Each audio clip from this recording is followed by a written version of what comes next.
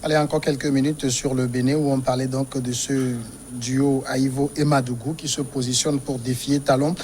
Adam Adjonou, clairement, a cet allure puisque ce duo n'a pas envie de faire les courbettes pour obtenir le parrainage. Il risque fortement, ce duo, de ne pas pouvoir être candidat.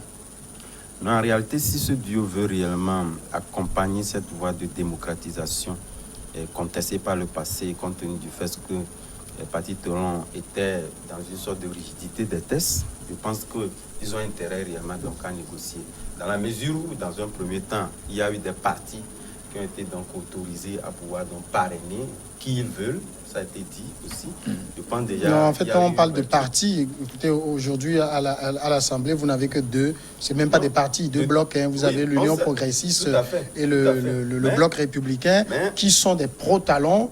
Au niveau des maires, il y a 77 maires au Bénin. Je pense que les FCBE se réclament à peine de 7 ou 8, je ne sais plus trop. 7, tout le reste, c'est les pro-talons. Il faut forcément négocier avec Talon pour avoir le parrainage. Oui, à partir du moment où les... Est-ce que c'est ça la démocratie? Ils ne sont pas fermés. Bon, pas nécessairement avec Talon, hein, on peut négocier. C'est lui qui pilote. Avec ceux qui donnent le parrainage. Qui pilote. Je ne pense pas que cette analyse puisse tenir compte seulement de l'environnement dont nous situons aujourd'hui. Il faut quand même jeter un regard dans le passé. À partir du moment où les règles étaient là, c'est vrai qu'on les contestait compte tenu du fait que... Chaque fois que vous revenez à ces règles, vous savez, il y a ce vieux débat au Bénin où même lors des élections législatives dernières, des gens du camp de Talon, ceux qui l'ont positionné, ne respectaient pas la loi, mais on a autorisé leur dossier et on a rejeté tous ceux de l'opposition. Oui, je pense que la politique dans nos pays africains aussi, c'est un peu ça. On a toujours tendance à parler de démocratie bananière, etc.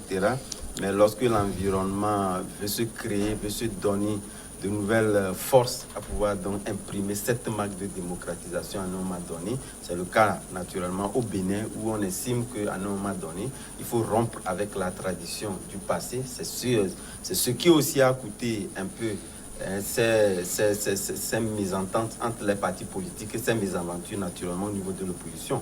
Mais ce qu'il faut retenir, je pense que c'est une politique, c'est une nouvelle donne qui est imprimée. Il faut faire avec. À partir du moment où les gens étaient donc dans une sorte de rigidité à ne pas vouloir, on n'avait pas vu réellement parti Talon venir. On pensait que c'était donc ce qui se faisait par le passé et par les jeux de couleurs, les contestations pouvaient revenir à la normale. De bout en bout, il a déchaîné sa machine qui est allée jusqu'au bout. C'est vrai qu'aujourd'hui, ils sont pris de court et ça, c'est l'histoire retiendra que désormais, on ne serait pas fondamentalement dans le cas. Puisque lorsqu'on prend un peu la politique béninoise, elle ne ressemble à aucune politique en Afrique. Lorsque vous les prenez, on a tendance à dire que voilà, c'est les autres qui font mal. Mais lorsque vous les approchez dans aucun pays en Afrique de l'Ouest, vous ne verrez des partis politiques où quelqu'un peut être parachuté nulle part et venir pour des jeux d'alliance parce que vous avez des moyens et puis se faire revanquer, se faire élire. C'est ce que parti Talon dit. Lui-même, il est le produit de ça. Il est le produit de ça, mais il n'a pas... il veut mettre fin à ça. C'était même la question que je voulais poser tantôt à Vivien Toye pour savoir, on parle de duo, même le duo que forme Patrick Talon avec Talita. Le nom de ça se réclame de quel parti? Non, bon, c'est vrai que cette tradition à un moment donné, il faut qu'elle cesse. C'est tout ce que le parti Talon dit. Il ne va pas inventer la démocratie au Bénin non plus. Non, il ne va pas l'inventer, mais quelque part, ce laboratoire-là est beaucoup plus affecté. Et tout le monde le sait. Le Bénin d'antan n'est plus le Bénin d'aujourd'hui. Et les règles du jeu aussi ont changé. Donc, il faudrait que les partis politiques également essaient de le comprendre et pouvoir faire avec. Ceux qui n'ont pas su comprendre dès le début, aujourd'hui, ça les rattrape. Et je pense que... Donc, clairement, les partis politiques sont appelés à disparaître au Bénin. Ben, je crois qu'il voudrait faire un peu de tamis. Il veut tamiser un peu les partis politiques. Prenez le cas d'un pays comme le Togo, où pas plus tard que la semaine passée, on a assisté encore à la création de nos partis politiques. Aujourd'hui, il faut reconnaître Qu'est-ce qui est gênant dans le fait que des partis naissent? On s'est battu en 90 pour avoir le multipartisme, ne l'oublions pas. Mais il faut avoir des partis politiques viables. Nous ne sommes pas contre... En quoi ne sont-ils pas viables? La création des partis politiques, mais on peut être contre la prolifération des partis politiques dont certains n'ont pas de réelle visée pour le pays, de réels programmes de transformation et de solde du pays. Si on prend un pays comme l'Allemagne, ils ont combien de partis politiques? Mais ils fonctionnent bien. Si on prend les États-Unis d'Amérique, il y a deux principaux blocs. Ouais. Donc, ça fonctionne. Aujourd'hui, je crois que on devrait se dire la vérité aussi en Afrique. C'est bon d'avoir beaucoup de partis politiques, mais si on regarde de près, il n'y a que deux blocs. Il y a le pouvoir et l'opposition. Ceux qui se disent au centre sont souvent soit à certains moments proches de l'opposition, certains moments proches du pouvoir. Bon, on ne peut pas non plus limiter la création des partis politiques. Mais aujourd'hui, moi, ce qui se passe au Bénin interroge toute l'Afrique. Où est-ce que nous voulons amener notre démocratie? À un moment, est-ce qu'il faudrait revoir? Certains vont aller jusqu'à dire même que les églises même, il y a trop de prolifération d'églises et qu'il faudra réduire un peu. Mais la démocratie dit nous sommes libres d'adorer Dieu à notre façon. Donc les gens sont libres de créer aussi leur église suivant la loi de 1901, même si certains refusent maintenant d'accepter que c'est sous la loi 1901. Aujourd'hui, Patrice Talon s'est créé des normes pour lui permettre de se choisir ses concurrents. Alors, l'opposition a accusé un retard dans les revendications. Et je dis à Madougou et Aïvo que ce n'est pas le moment de faire voir ce qui ne marche pas au niveau des lois qui sont appliquées pour la présidentielle. Aujourd'hui, il faut plutôt négocier avec les maires qui vont demander l'autorisation de Talon, c'est sûr, et avoir effectivement ce parrainage demandé, exigé par la loi.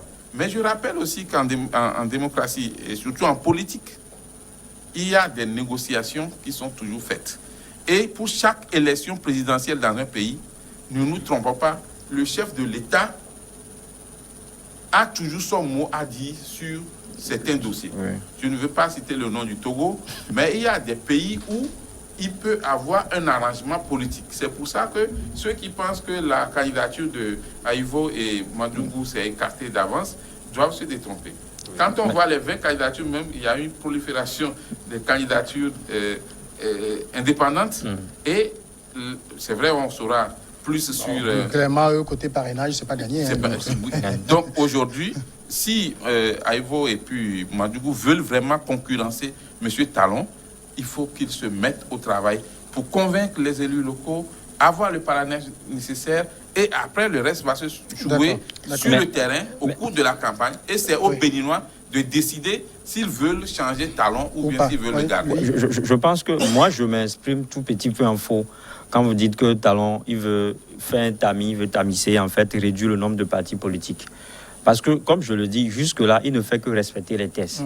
Maintenant, quels tests? Les tests qu'il s'est donnés ou qu'il a imposés au peuple? Les tests de la République béninoise, en fait. Mais qui a fait voter ces tests-là? C'est le Parlement. Qu'elle soit monocolore, que ce Parlement soit monocolore ou pas, je pense que les tests ont été envoyés à l'Assemblée nationale. L'Assemblée nationale les a votés par le parti au pouvoir. Je pense que jusque-là, c'est pas... comme une lettre à la poste. Oui, c'est pas atypique parce que quand on veut faire la comparaison, j'en passe, c'est-à-dire que ce que Talon fait là-bas, c'est pas aussi atypique que ça. Parce que ça s'est déjà passé au Togo. Je pense que c'est la même chose que nous vivons. C'est la même chose que nous vivons ici au Togo. Maintenant, là où je suis un peu frustré ou bien je suis un peu rigoureux envers Talon, c'est de ne pas arriver à tenir parole. Parce que moi, j'attache toujours du prix en fait à ce qu'on appelle promesse. Talon, il a dit au Bénin, il a dit qu'il ne fera pas un second mandat. C'est là où ça devient capital en fait. Oui, mais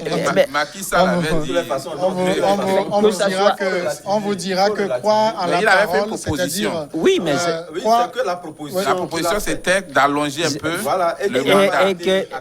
Croire en la parole ou en la promesse d'un homme, d'un acteur politique, c'est comme si vous croyez quand une prostituée vous dit qu'elle est vierge. Mais on aurait aimé qu'il fasse 7 ans, et qu'il fasse 7 ans, et ne plus se représenter pour un second mandat. Parce que ce qui se passe là-bas, c'est un tohu-bohu indescriptible en fait. Peu importe ce qu'on dit, c'est vrai que je dis qu'il est en train de respecter les tests, mais ça aura des conséquences à l'avenir. Parce qu'on ne peut pas avoir une élection présidentielle pour un pays, c'est capital.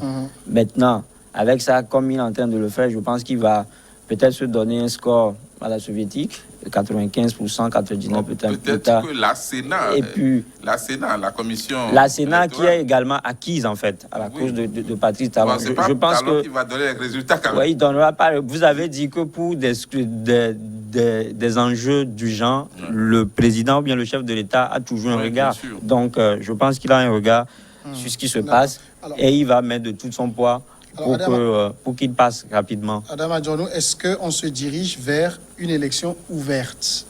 L'élection, moi je pense qu'elle est ouverte dans la mesure où, d'abord, si l'on s'en tient réellement donc aux tests, à un moment donné, toutes ces candidatures-là ne pouvaient donc pas passer. Je pense qu'il a eu l'aimabilité lorsque nous prenons un peu la configuration de l'Assemblée nationale, où les gens ont eu l'opportunité de pouvoir négocier ces parrainages, etc. On peut estimer que c'est une élection ouverte. Et quelque part également, naturellement, à un moment donné, Yahi Boni, c'est vrai qu'il y avait un conflit dans l'ombre entre Yahi Boni, qui était en réalité aujourd'hui l'unique leader ou l'unique opposant face à Patrice Talon. Il a tout fait pour réellement donc ramener le... Il y a aussi Ajavon qui est... Quelque part. Non, le cas Ajavon est déjà scellé. Je pense que c'est avec la question de justice. On ne peut plus composer avec lui. En tout cas, dans la formulation actuelle des élections, on ne peut plus composer avec lui. Donc, il a fait en sorte que le challenger, aux yeux d'un Béninois qui est Yahi Boni, de pouvoir donc participer à ces élections-là, j'estime devait donc continuer ou carrément pour finir cet élan d'apaisement qu'il a commencé. Finir donc en acceptant avec ou sans parrainage que Yahi Boni puisse donc participer ou carrément ce duo puisse participer à ces élections pour réellement voir. Sans quoi, je pense que si le duo Madougou et Aïvo sont dans cette logique-là, quelque part, ils savent réellement que Patrice Talon a une majorité assez indescriptible aujourd'hui au niveau du Bénin. Et aujourd'hui, il a renversé pratiquement la vapeur, contrairement à ce qu'on disait que voilà, il y a eu des Patrice Talon, c'est la dictature, etc. Aujourd'hui, on sent qu'il a véritablement une popularité au niveau des Bénins. Donc ça quelque part... c'est les élections qui vont nous dire. Non, hein, mais parce qu'il aller faire une tournée, puis on rassemble quelques badauds qui crient, qui clament votre nom, c'est pas si encore vous une popularité. Non, si je pense qu'on veut réduire ou carrément réduire réellement Patrice Talon au Nia ou carrément n'a pas la popularité. Non, moi je ne dis pas ça, je dis attendons la présidentielle. Attendons le taux de participation. N'oubliez pas, en 2019, il a fait ses législatives, 23% de participation. N'oublions pas, jamais vu dans l'histoire du Bénin. Oui, si ça c'est être populaire, bon, moi je veux. Non, le schéma était tout autre. Le schéma était tout autre. Vous voyez, les poids lourds, vous parlez tout à l'heure d'Ajavon, etc., devant Patrice Talon ne peut pas réellement les soutenir. Alors qu'on parle réellement d'une élection ouverte où Ajavon peut participer, je pense que Patrice Talon doit se poser énormément de questions. On n'en est pas là aujourd'hui. Donc j'estime que si les Madougous sont dans cette posture-là quelque part, ils savent réellement que Patrice Talon n'est plus Patrice Talon d'antan et qu'ils ont peur de quelque chose. Sans quoi, si réellement on sait que Patrice Talon n'a pas la popularité. Mais il faudrait réellement donc aller vers la négociation de ces parrainages-là, réellement donc faire le poids. Affaire à suivre. République démocratique du Congo, notre second sujet. Les sénateurs du camp de l'ancien président Joseph Kabila ont dénoncé jeudi des dérives dictatoriales en RDC et ont appelé le président Tshisekedi à y mettre fin en pleine crise au sein des institutions. Jeudi, le secrétaire général du Sénat a procédé à l'installation d'un bureau provisoire présidé par le doyen d'âge entouré de 2 Benjamins de la Chambre haute du Parlement avec pour mission de faire examiner la motion de censure contre le président du Sénat, un pro-Kabila, Alexis Chamboué Mwamba. Après, Louis Kamako, après l'Assemblée nationale où aujourd'hui on l'a vu, Félix Tshisekedi a réussi à renverser la majorité. C'est lui qui est désormais ultra-majoritaire, qui contrôle le bureau. Il s'attaque désormais au Sénat. Le président du Sénat, un pro-Kabila, subit une motion de censure qui va être incessamment examinée. Est-ce que vous partagez la lecture des pro-Kabila qui parlent de dérive dictatoriale? Oui, je ne pourrais pas vous répondre en fait tout de suite, pas l'affirmative, mais quand on analyse un peu la situation, je pense que Alexis Mwamba, s'il ne le veuille pas, il va subir le même sort que la présidente de l'Assemblée nationale. Parce qu'aujourd'hui, il y a une pétition qui est signée contre lui. Et derrière, il y a également des ennuis judiciaires parce qu'on l'accuse de détournement de deniers publics. Mais au fond, je pense que les vrais politistes ou bien les politologues vous diront que Félix Antoine Tshisekedi est aujourd'hui dans le vif du sujet, c'est-à-dire il est en train de faire ce qu'on appelle la politique. Parce que Tshisekedi aujourd'hui veut avoir la main libre pour gouverner, malgré les accointances qu'il a eues avec Joseph Kabila. Je pense que lui, il se dit qu'il a un mandat à défendre. Et donc, il a déjà fait 2 ou 3 ans à la tête de la RDC, mais le pays, il vit toujours dans le statu quo, parce que tous les tests qu'il envoie à l'Assemblée nationale n'ont jamais eu d'écho favorable.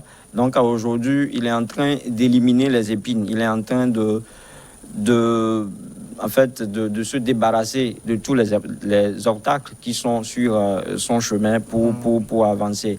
C'est là où des gens tentent de dire qu'il s'agit plutôt d'une dictature passive, en fait, parce que c'est une dictature de bon sens, parce qu'il faut que les choses avancent. Donc, aujourd'hui, je pense que... Il n'y a pas de dictature de bon sens.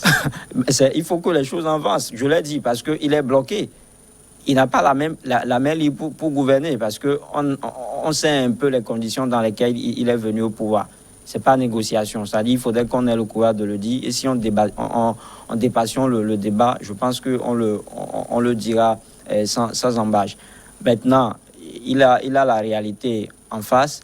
Il a un mandat à défendre, comme je le dis. Il va tout faire. Il doit falloir user de toutes ces prérogatives-là pour y arriver. Maintenant, là où ça devient un peu embêtant, c'est qu'il n'y a pas de la transparence dans ce qu'il fait. Parce que j'ai lu le président du Sénat qui disait que aujourd'hui, la Constitution, elle est bafouée en fait. La Constitution n'est pas respectée en RDC parce que même sa motion, la pétition qui est dirigée contre lui, il dit qu'il y a même des signataires qui ne se reconnaissent pas. Il y a des signataires qui ne siègent plus au Sénat, qui vivent à l'étranger, mais dont leur nom figure sur la liste des pétitionnaires, c'est ça. Et donc, il y a également des gens qui n'ont jamais signé cette pétition. Mais on retrouve également leur nom sur la liste. C'est là où ça devient un peu embêtant. Et que pour le commun des mortels, on peut parler de dérive dictatoriale, comme vous le dites. Vivien Tomi, quand j'ai lu les récriminations des sénateurs pro-Kabila ici, quand ils disent que nous demandons au président de la République, chef de l'État, d'arrêter cette dérive dictatoriale susceptible de plonger le pays dans l'instabilité institutionnelle et sociale, je me suis replongé un peu dans quelques années en arrière. C'est la même chose qu'on disait de Kabila et il disait à l'époque qu'il n'en était rien. Vous savez que le Congo a une histoire politique souvent mouvementée. Et chaque chef d'État essaie d'abord d'avoir les choses en main, comme on le dit, et de contrôler un peu une partie du pouvoir. Parce que si tu es dans le fauteuil présidentiel et tu ne contrôles rien du tout, tu deviens juste une marionnette que les gens peuvent utiliser. Et les premiers jours de M. Tshisekedi, on a vu que c'est Kabila qui continuait d'une manière ou d'une autre à tirer les ficelles depuis longtemps. Alors quand M. Tshisekedi a fini de faire son stage, il s'est dit, maintenant, il faut que je dirige. Alors, comment diriger? D'abord, il faut s'écarter de cet accord qui me lie avec M. Kabila.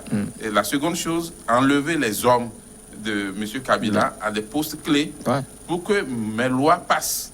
Parce que si vous êtes président de la République, vous avez la possibilité de faire passer vos lois. Là, vous pouvez gouverner et être vraiment comptable d'un bon bilan. Mais si tout ce que vous envoyez, le Parlement rejette, vous avez pratiquement les mains liées. Vous êtes obligé de vous adonner à des accords qui ne vous permettent pas de faire votre politique, mais de faire la politique de l'autre. Donc, M. Tshisekedi, en réalité, veut avoir les mains libres pour pouvoir gouverner. Maintenant, c'est peut-être la façon dont il agit, les stratégies utilisées pour pouvoir avoir sa majorité qu'on peut critiquer.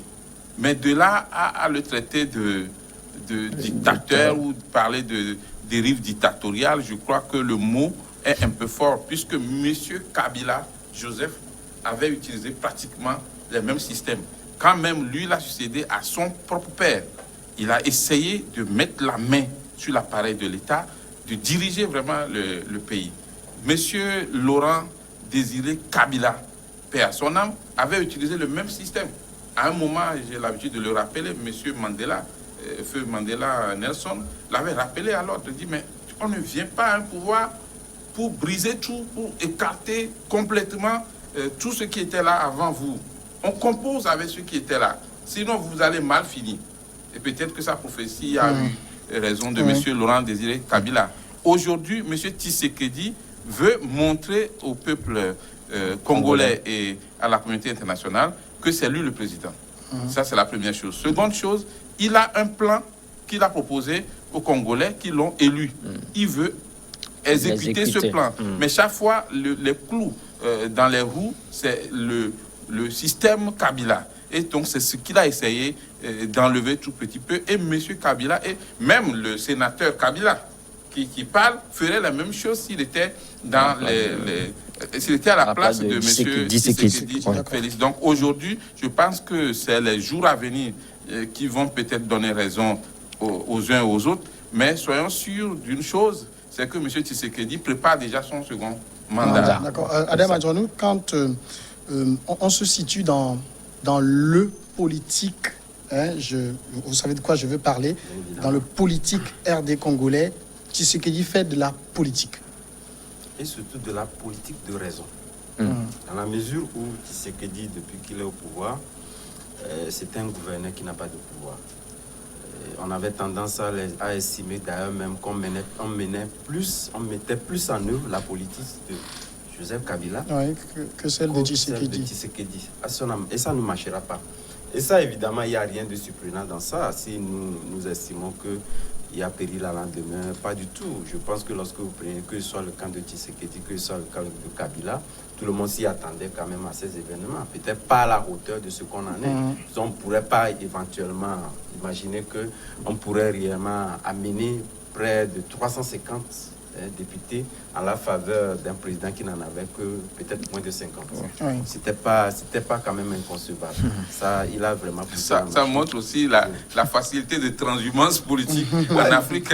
Donc, je le dis, donc, à un moment donné, à l'approche des élections, je pense que Tshisekedi doit, comme l'ont dit les confrères, doit défendre son bilan parce que quelque part, il est élu sous la bannière d'un parti politique dont il doit les comptes, sinon les comptes au peuple congolais qui, s'ils le souhaitent, donc de lui renouveler donc leur confiance, ce qui doit être fait. Il ne peut pas toujours, il n'ira pas quand même défendre un bilan d'un autre qui n'est pas considéré être président, c'est lui qui est président. Donc ça, je pense qu'il n'y a pas de formule à pouvoir dire que véritablement quelqu'un était étonné par ce qui est en train d'arriver. Et c'est normal, c'est pourquoi il n'y a pas de politique de raison, parce qu'il faudrait réellement que Tshisekedi puisse faire avancer le pays, puisque jusque-là, tout ce qu'il entrevoyait ne passait pas naturellement par. Et ça, c'est inadmissible.